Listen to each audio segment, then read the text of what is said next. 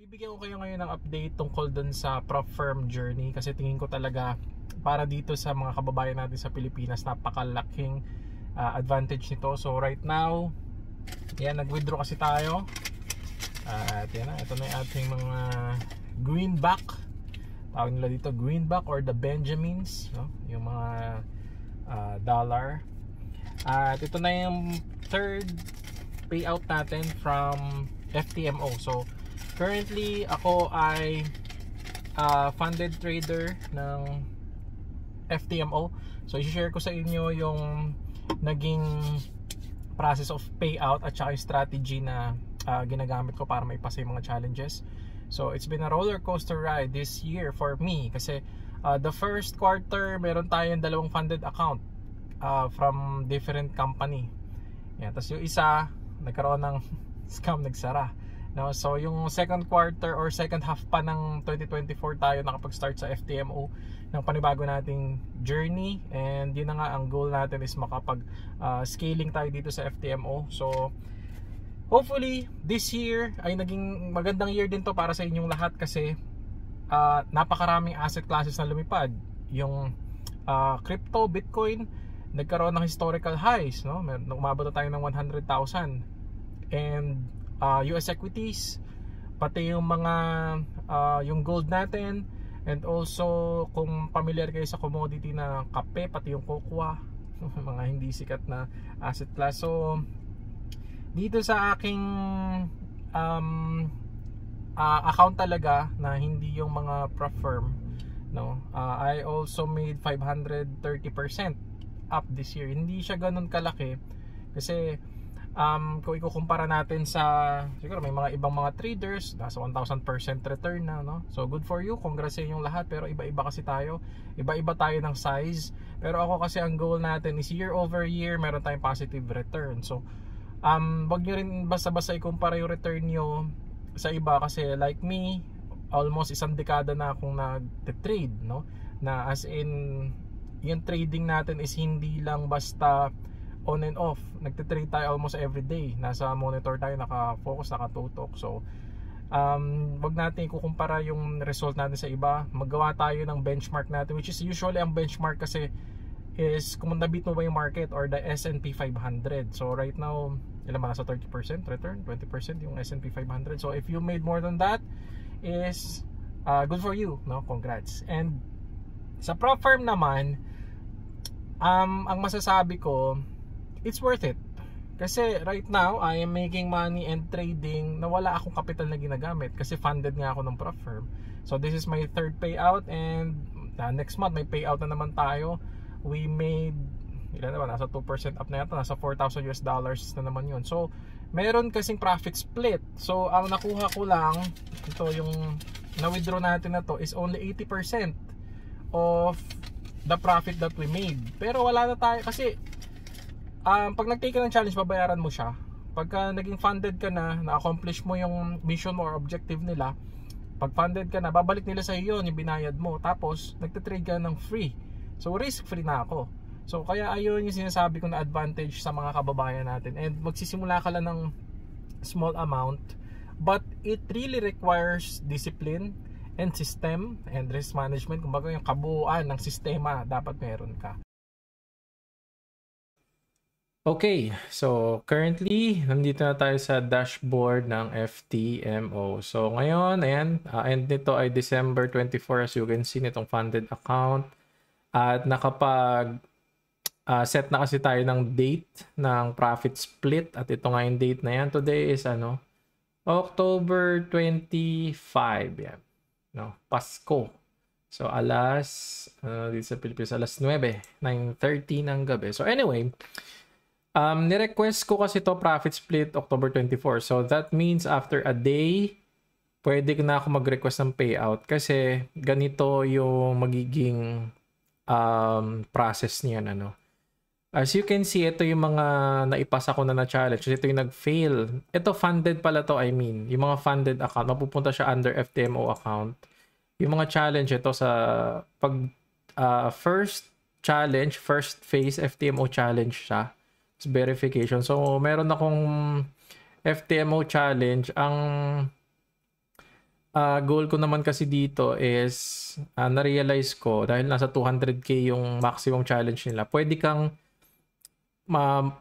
maging funded ng dalawang 200k tapos i-combine mo. So, para makuha mo agad yung pinaka-max allocation ng pwede sa funded. And then, from there, i-scale in mo na, mag-i-scaling ka na, no, na process.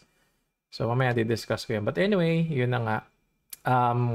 Makikita mo rito dapat sa result ongoing. Tapos, pag pumasok ka dito sa metrics, meron ditong option ng reward day. Kaso wala na siya ngayon kasi nga na-i-process na siya. Pero usually, pipili ka dyan ng date, no? So, within the current month or 30 days yata, kung hindi ako nagkakamali, within 30 days, kailangan mong pumili ng profit day. Pagka nag-end ka ng winning, so during your profit date, magkakaroon ka ng assessment. So, i-assess nila yan. So, hintay ka na lang sa email mo kung gaano katagal. Pero sa akin, inabot siya ng 1 day kasi ngayon ay December 25. So, ano ba yun? Yung reward ratio ko 80-20 pa rin kasi hindi pa ako nag-i-scaling. So, anyway, yun. After that, na makita nyo na, nakalagay na past, tsaka meron lalabas sa tab dito, FTMO Traders. So, under yung FTMO Traders, diyan mo na makikita ito, reward section. Yan. So, ang profit natin ngayon na inabot ay 4,000. So, pipindutin mo lang naman yung start processing. So, ito yung mga previous payouts natin, no? So, pagpasensyahan nyo na kasi gusto ko talaga at ginagawa kong goal na umabot nga ng 500k pesos yung magiging payout. Para sana sama-sama na may mga questions kasi about dun sa na-aamla. More than 500k kasi napaflag yon. Pero, dito naman sa FTMO, hindi kayo mahihirapan dahil very transparent naman siya and may mga certificates. Punta ka lang sa certificate, nakalagay naman dyan. Pwede rin i-scan yung QR code nito. Ayan, so overall reward, yung reward mo ngayon, yung mga naipasa mong challenges and whatsoever. Ito yata, pwede nyo gamitin to. Mag-a-apply kayo ng trabaho sa trader or kung ano man. But anyway, yun. Under nga FTMO Traders, try natin pumunta. Kunyari, ito. Awaiting your action na, start processing na natin. So, start processing, usually yung mga detalye mo lang naman yan bank account. No? So, dito yung mga option, yan, withdrawal. Ako nilalagay ko max. But you have the option na maglagay na rollover, which is sa mga susunod na buwan, I'm going to do this. So, imamax ko lang ngayon para ipakita sa inyo yung process na to. But rollover meaning, let's say, eto, yung pera na yan, imbes na i-withdraw ko, mapupunta siya doon sa next account. Gaya ng sinabi ko kanina, meron nga kasing profit split day. So, it's up to you if withdrawin mo yung profit or i-roll over mo next month para may buffer ka. Bakit kailangan mo ng buffer? So, punta tayo sa account overview. Kasi meron tayong rule about max daily loss tsaka max loss. So, meaning, kung meron akong buffer, let's say, magkano yung gain ito? Nasa 4,000 US dollars. Magkakaroon ka ng, imbis na max loss mo, 20k, magsisimula yung next month mo ng 24k yan, max loss. Okay? So, ayun lang siya. So, medyo malaking buffer mo for your max loss. So, ako, hindi pa ako gagawa na rollover. Pero, tingnan natin sa mga susunod na buwan kasi, inaaral ko pa rin din naman yung sistema na binubuo natin. So, isipin nyo, it's already a year nung sinimulan ko tong challenge. Pero marami pa rin ako natututunan. And yung mga matututunan mo naman, magagaling doon sa mga mistakes na nauna. Usually, nasa risk management So, anyway, ito, withdrawal natin, max. So, hindi ako magro-roll over, no? So, there's also an option na imbes na i-roll over mo, bibili ka ng challenge. So, yun nga, if gusto mong mag-scale, let's say 200k ako na ngayon na funded, gusto ko pa ulit ng 200k, bibili ako. Yan. And then ito daw points na pwede raw gamitin as a discount. Pero for now, hindi ko siya gagamitin. Okay? So, tapos ito, payout channel. So, pipili ka ano yung gusto mo, bank transfer, Skrill, or crypto. So, sa tatlong to, ang na-try ko palang bank transfer. So, Skrill, wala akong account dyan. Crypto, hindi ko alam kung paano ako mawi-withdraw tsaka baka mas maging hassle. Pero pag kayo, may mga wallets kayo, may mga platforms kayo na mas better sa inyo na crypto, you can proceed, pero hindi ko nga sure kung paano ito. So, tingnan na rin natin. Yan. Select cryptocurrency. Yan yung mga options. So, ako, papakita ko sa yung bank transfer kasi ito na yung nagawa ko in my previous payouts. So, ito currency. Dahil nasa Pilipinas ako, USD. Pero, ito pala. Hindi ko pa pala natatry mag-withdraw na from USD to peso account. Kasi yung account na pinapag-transferan ko is USD din. But, I'm sure pwede. No, automatic nga lang ita-transfer no nung mga nung bangko mo kung magkano yung palitan. Medyo lugi kasi pag ganun. So ako ginagawa ko USD kasi ipapapalit ko sa labas. Pero that's just me. I-fill out ko lang to saglit bago ako mag-proceed kasi personal information to. Pero ito lang usually. Basta may bank account kayo, pwede niyo yung magamit for payout. Yan. So, after nating mga fill out, yan. Thank you. Information is now complete. Of course, yung bank account mo rin kailangan nakapangalan sa'yo. So, any special requirement, blah, blah, blah. Ako wala naman ngayon. Pero ito yung goal natin, yung scaling plan. So, scaling, hindi pa ako pasok sa tatlong criteria. Isa pa lang yung pumapasok tayo. So, sufficient track record kasi kailangan 4 months na consistent ka. Na I think, dapat profitable, no? So, nag-start yon 13th of September nung naipasa ko yung panibagong challenge na to up to dapat 14th of January ay mag-end up ako ng profit yung funded account. And also ito, at least 10% profit. So, sa 4 months, meron pa lang akong 13,000. So, magkano pa? Kailangan by 14th January or next payout ko, maka-earn ako ng $7,000 pa. No? So, ayun pa yung next. Pero yung scaling plan, this is 200k funded nga. Ang pwede mong gawin, or ang plano ko nga next year, first quarter, is dalawang 200k account, or dalawang funded na 200k, tapos i-combine mo ng 400. No? Tapos, dun ka mag-start ng scaling, which is ito. Pero ito yung kagandahan nga sa FTMO and sa ibang mga prof firm. Though yung ibang prof firm kasi medyo naging sketchy na. Alam niyo naman yung simula ng journey natin na may mga scammers na prof firm. Pero pinapakita ko nga sa inyo na this is possible and pwede nyo tong gawin especially pag meron kayong maliit na capital pa lang. No? So kailangan nyo lang ng strategy, ng disiplina, talagang araling mabuti. So, later sa video ay tuturo ko sa inyo kung paano yung mga ginawa kong approach in order for us to make this happen. So, yan. Proceed na natin para sa payout. So, yan. Confirmation. So, ito may 2FA code lang. Dahil may authenticator ako. So, input lang natin to before we proceed. Yan. So, after nyan, yan, mga invoice na lang to and confirmation. Yan. So, kailangan na lang natin i-accept and complete the payout process. And then, yun. Payout completed. So, nakalagay dito confirmation, tapos 3 working days. So, sa akin kasi, after ng process na to, usually, kahit sa Pilipinas, mga 1 to 3 days, marireceive mo na siya doon sa bangko. So, sa akin nga kasi is US dollar account. Diretso lang. Ganun lang kabilis yung process of withdrawal sa FTMO. So, anyway, proceed na siguro tayo sa next part kasi ito lang naman yung sa withdrawal. And kapag umabot naman kayo sa point na to, if ever you have questions, pwede naman kayo magtanong sa customer service na FTMO. So anyway, let's proceed to the next part of this video.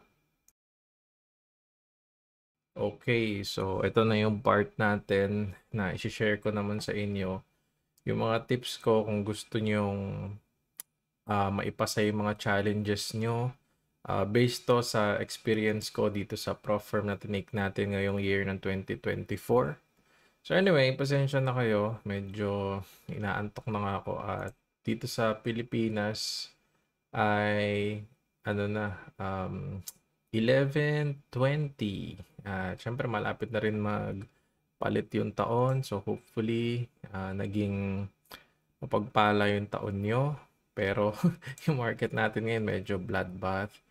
Pero anyway, didiscuss ko lang kung paano ko naipasa yung mga challenge, itong nag-fail na funded, ano yung na-experience natin ngayon sa challenge. So, hopefully magbigay ng value sa inyo itong video na ito. So, sa part na to, ayan, nag-take ako ng tatlong prop firm na companies. So, ang una nating tinake, halos magkasabay ito, Funded Next tsaka yung TFT. Kasi nga nung panahon na to, sila yung may pinakamababa na price para i-avail ko yung 200k challenge. So, 200,000 challenge lang yung tinitake ko. Hindi ako nagtitake ng mga 10k or 100k. So, lahat ng ito ay 200k na accounts. So, nauna kong maipasa dyan yung Funded Next. I-check nyo na lang sa mga previous videos, guys. Pero ito yung mga certificate niya nung naipasa natin. Funded Next, 200k. And then we have the TFT, yung the Funded Trader. And then, dalawa sa FTMO. So, ano ba yung nangyari? Ba't naging dalawa rin FTMO ko? So, una yung Funded Next ko. Nagkaroon ng ng malaking drawdown. Nung funded na siya. Nagkaroon ng drawdown. And then, eventually, nung malapit na ako mag-payout ng TFT, which is March yun, that's the time na okay na sa akin yung magiging reward ng TFT kahit yung Funded Next ko is ma-breach na. Pero ang problema, kaya nakalagay dito scammers, ngayon nagre-rebrand ulit yung TFT na binabalik nila yung tiwala ng tao sa kanila pero nagsara tong TFT. That is the time na iniisip ko kung magtutuloy pa ako dito sa sa prop firm na journey kasi very volatile din siya kasi nga deregulated pa siya, no? Pag ni-regulate yan, marami magsasara. It's just like crypto kasi too good to be true talaga. Pero marami kasing failed traders. Maraming trader yung hindi nagtatagumpay which is ayun yung kinakapitalize nila. That's why tingin ng iba rito sa prop firm is a scam. No? Kasi too good to be true to para sa mga profitable na traders. So anyway, yon, hindi ko nakuha yung payout ko dito. So na-scam din ako dito sa sa TFT pero meron silang sinasabi na kasi nagbumalik nga ulit sila, nag-online ulit at meron daw reward naman ko. I'm not sure kung bibigyan lang nila ng na compensation ng account pero hindi funded account, bibigyan ka lang nila ng challenge. So, nanguha ako ng add-on na payout, 14-day payout pero saktong-sakto nga pag payout day ko mismo, nagsara sila. And then next was FTMO. FTMO ko was naging funded ako June na. Ang tagal na nung panahon na na lumipas bago ako kuha ng funded sa FTMO. Pero yung FTMO talaga yung pinaka-best sa lahat. Kasi meron silang traditional prop firm, pwede mo siyang gawing career. Kasi if, papakita ko sa inyo mamaya, meron kang career path na pwede kung consistent ka talaga. No? And pwede ka mag-scale. So, yung first ko dyan, ito, as you can see, merong not passed. No? Nag-fail yan. And then yung next ko na payout na mismo, October na ulit. Kasi ang usual talaga na time frame ko was 1 to 2 months. To make 10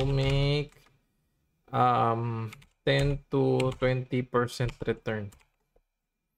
No? So, ayan yung ginagawa ko approach sa prop firm. Hindi ako nagta-target ng 1 day, 2 days, 1 week. No, hindi natin kailangang madaliin kasi ito pala swing, no?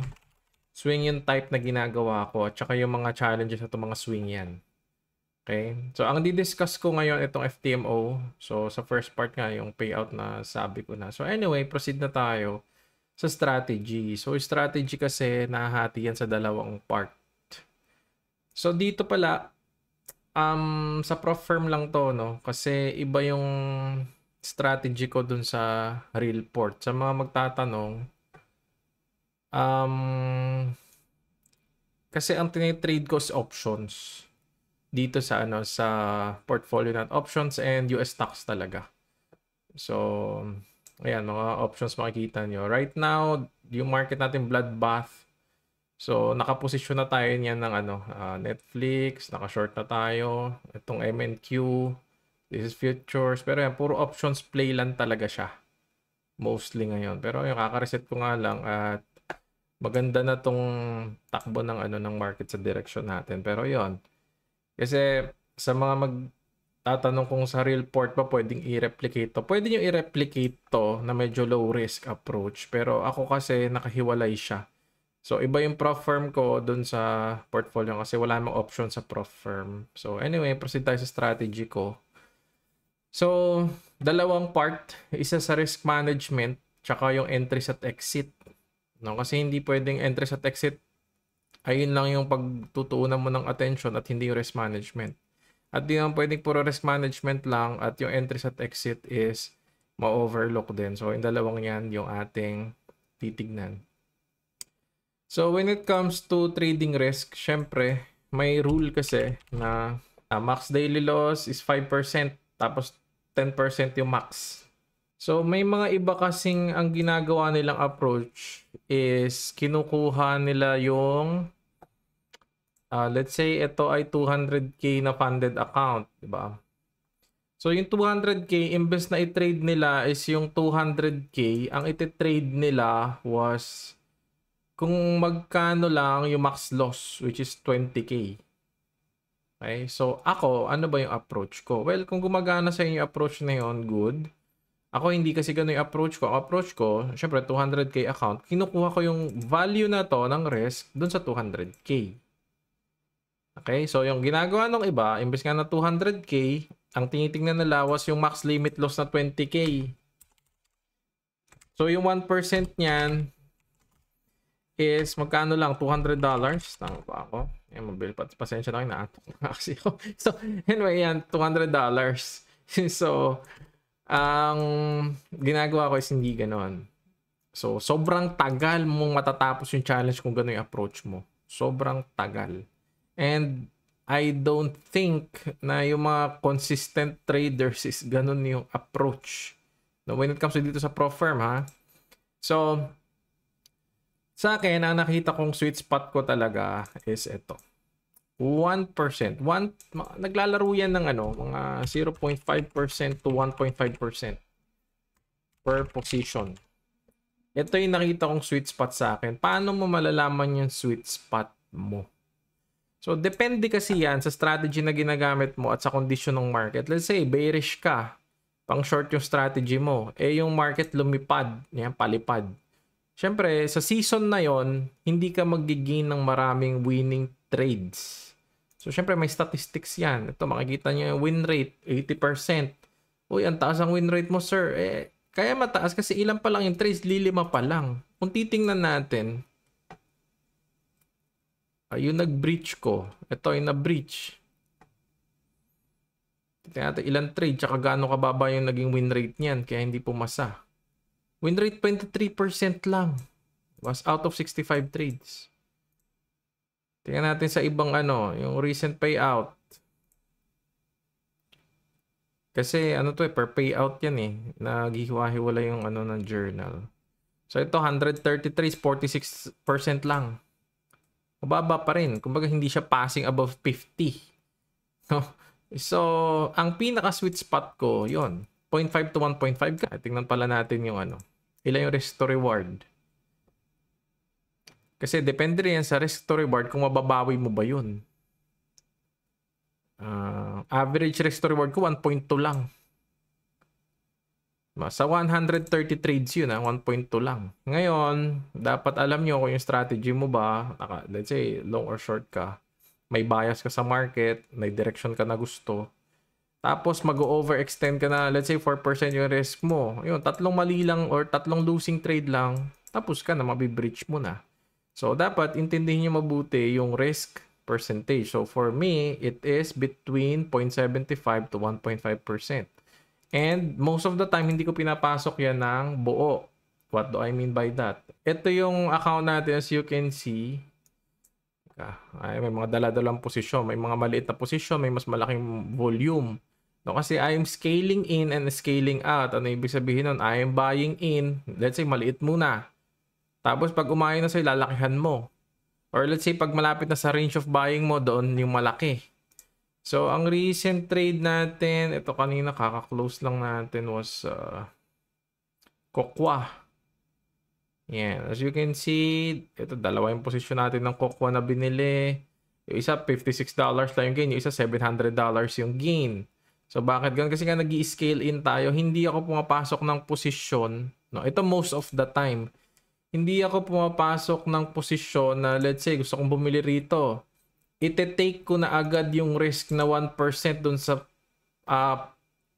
time na yon, isang bagsak, no? Kasi pwede ka naman mag-tranche eh. You can enter ng let's say maximum of 3 position.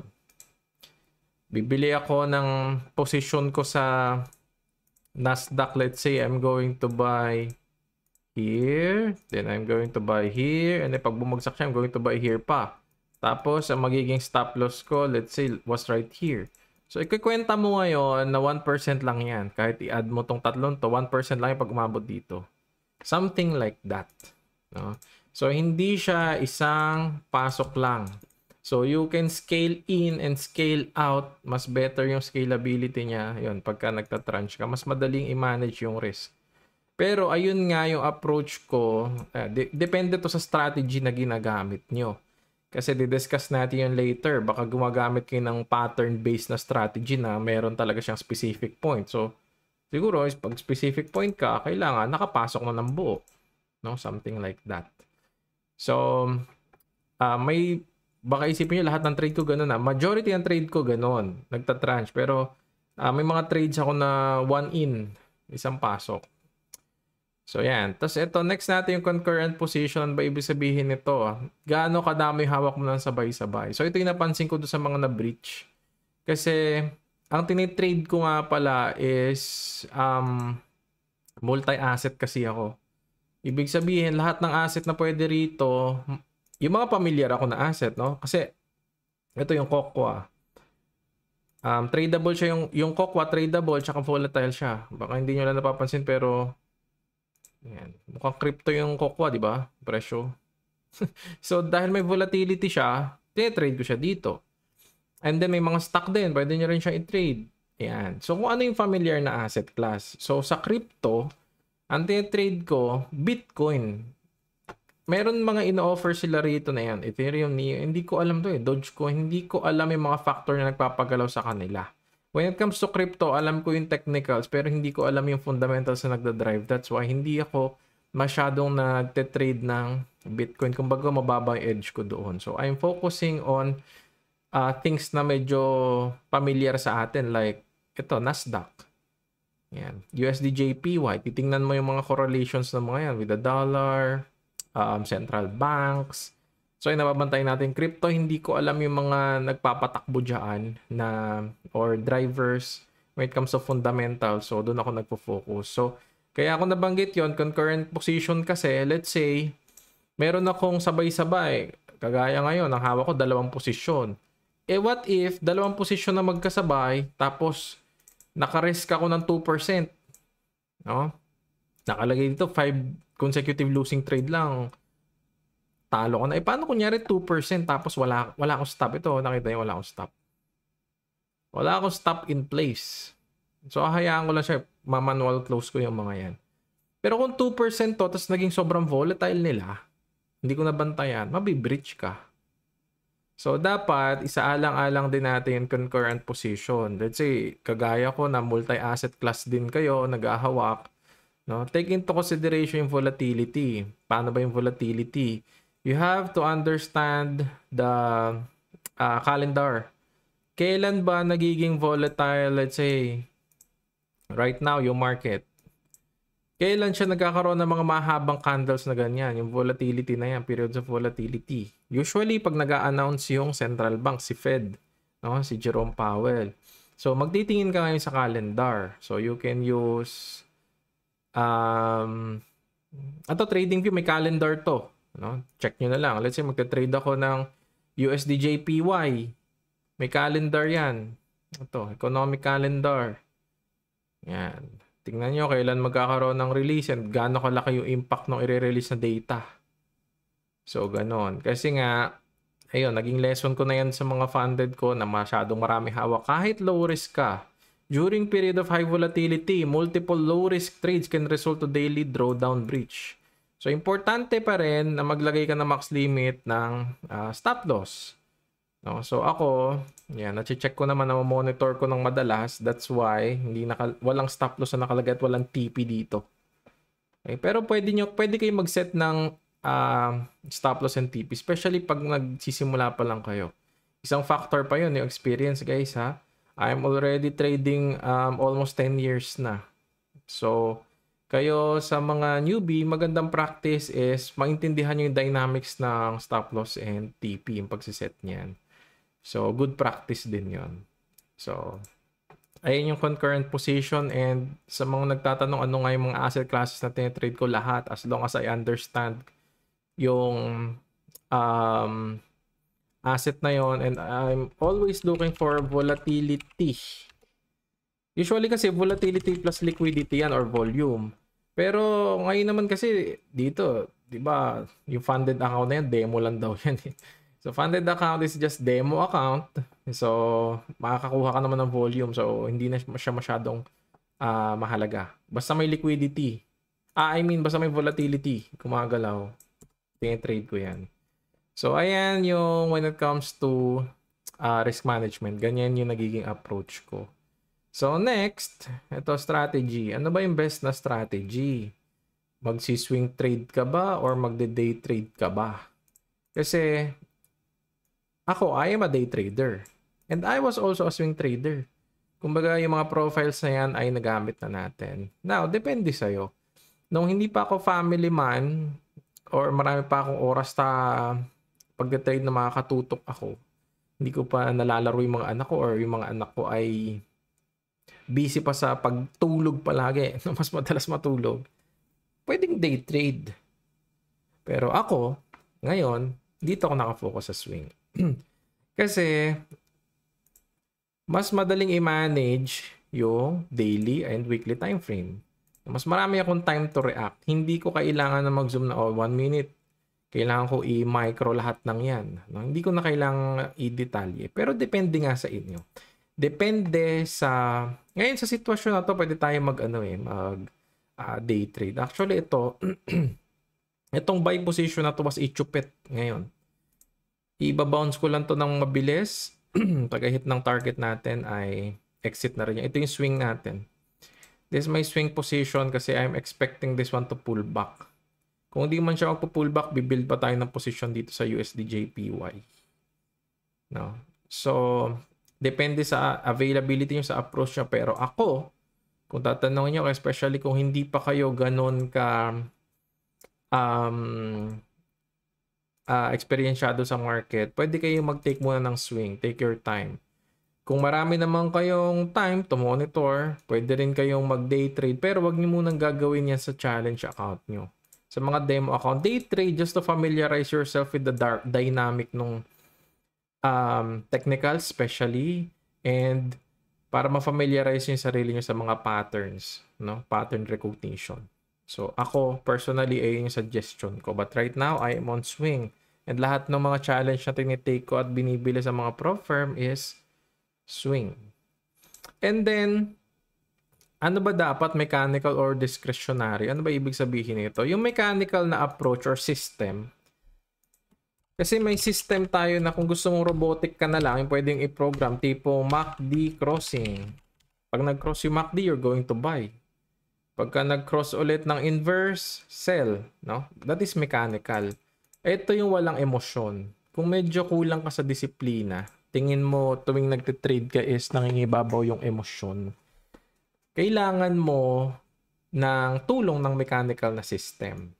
So ako, hindi ako gumagamit ng mechanical na system. Mechanical system, again, plug and play. Kumbaga, okay, magko-cross yung MACD at this point of time, I'm going to buy. Magko-cross siya ulit inverse dito, magsisell ako. At nakalagay na doon, ilan yung risk mo. As in, ahayaan mo na lang siya.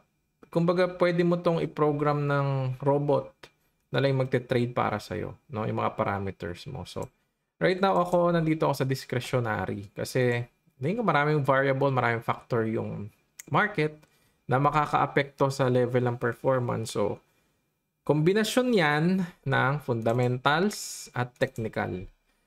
So, hindi lang ako basta humahanap ng pattern.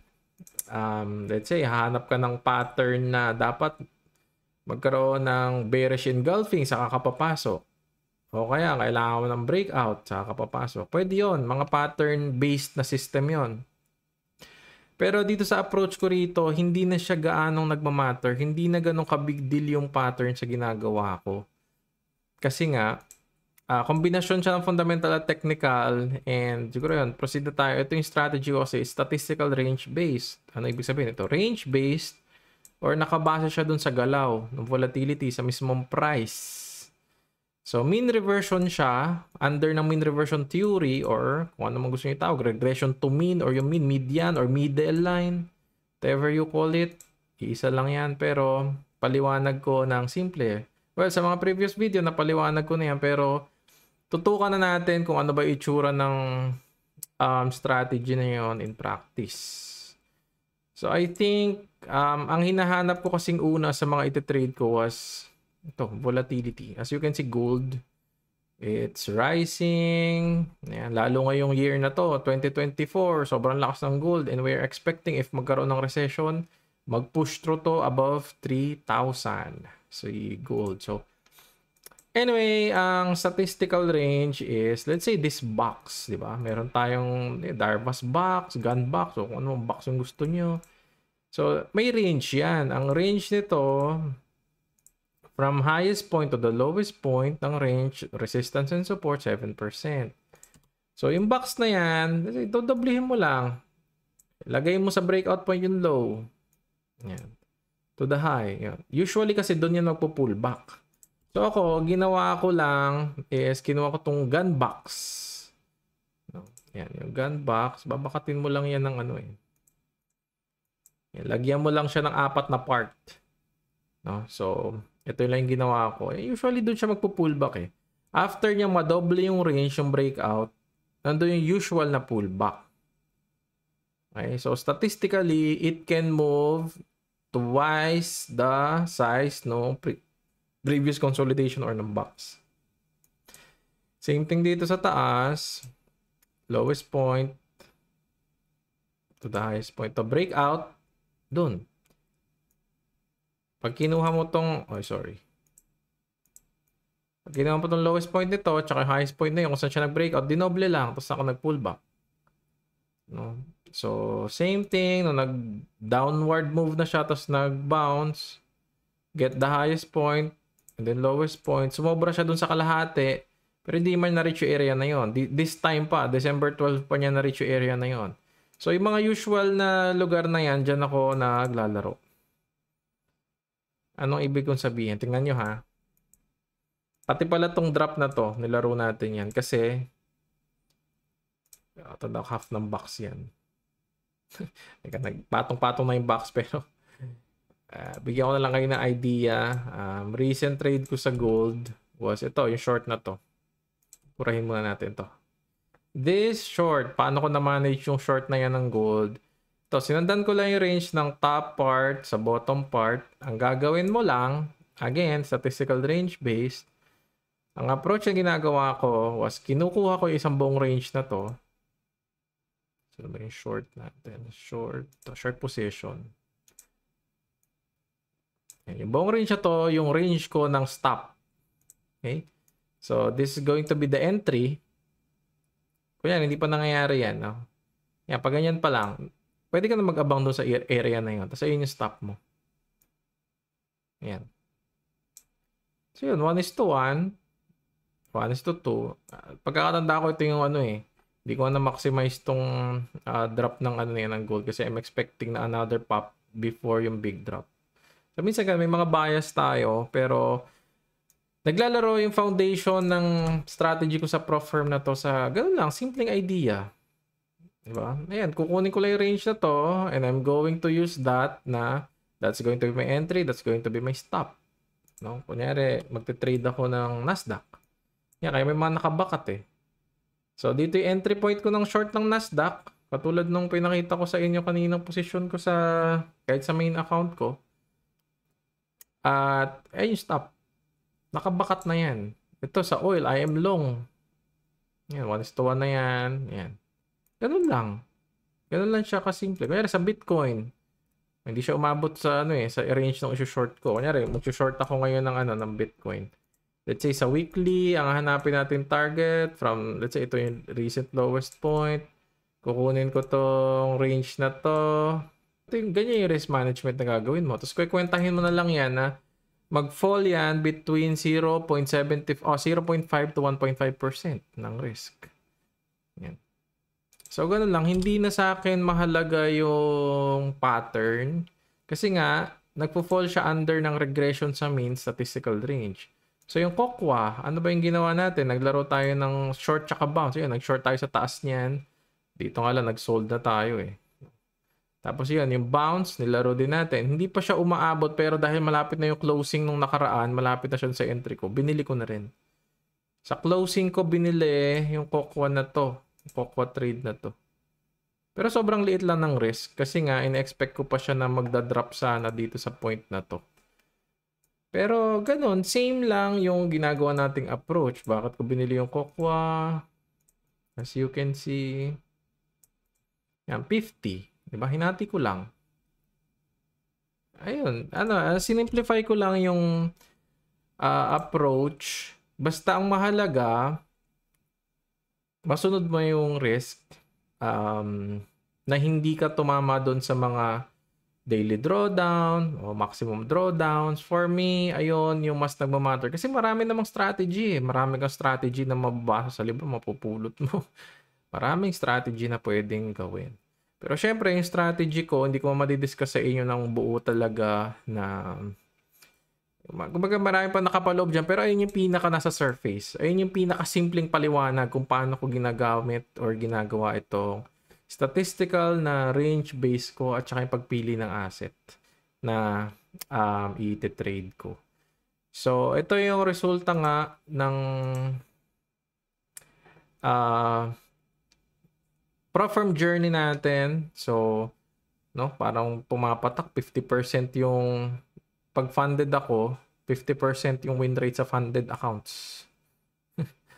Pero ito, ipapakita ko pala sa inyo kung sakali na sa FTMO kayo magtutuloy ng inyong Profirm kasi may scaling dito na pwede kang ito, kunyari quant lane. Tsaka pwedeng 1M maximum capital allocation. So yung sa akin, ito pa lang muna yung tatargetin natin prime. Kalagay naman dito yung mga requirement. Pero ang kulang ko pa kasi, ang kulang ko pa pala, dapat makaalam ko 7K pa Kulang pa ako ng 7K para ma-meet ko yung prime trader. Tapos ang next target ko is magkaroon ako ng max allocation. Yan dito sa FTMO. Pero tatry ko pa rin yung ibang mga Profirm. Pero yun nga, medyo matagal kasi akong makapagpasa ng challenge kasi nga hindi ganoon ka high risk yung nilalagay kong trade tsaka hindi ganoon ka frequent. Depende rin sa market condition kung magiging mabilis siya. Usually talaga ang gap ng mga funded accounts ko is 1 to 2 months talaga. Tingin ko ay yung pinaka sweet spot sa akin ng swing na kumbaga chill lang, hindi ako nagmamadali, wala kang kailangang habulin na kahit na ano. Pero I'm going to try syempre na mapulido pa rin yung system. Ganun naman kasi lagi dapat sa sa trading na palagi nating ini-improve yung sarili natin. I-improve natin kung ano pa yung pwedeng ma-improve sa sistema na ginagawa natin para gumanda yung performance. So, minsan, depende rin talaga sa market condition. Kagaya itong KOKWA, diba? Ito, sobrang tindi ng swing niya ng November to December. Pero, in between, simula nung May hanggang November, consolidation lang mahirap nang mag-scalp niyan. So, ang hahanapin lang natin lahat ng mga napunit na, mga nawasak na asset ito. Kaabang na yung mga buying zones natin dito. So, ayun siguro ang mai-share ko sa part na to. So hopefully sa susunod na taon na darating 2025, sa lahat sa inyo, lahat sa atin ay maging mapagpala muli yung taon na yun. At salamat sa inyong pagsubaybay sa Profirm journey natin na to. At hanggang sa muli na may free time ulit tayo para mag-create ng content. Salamat sa inyong lahat guys.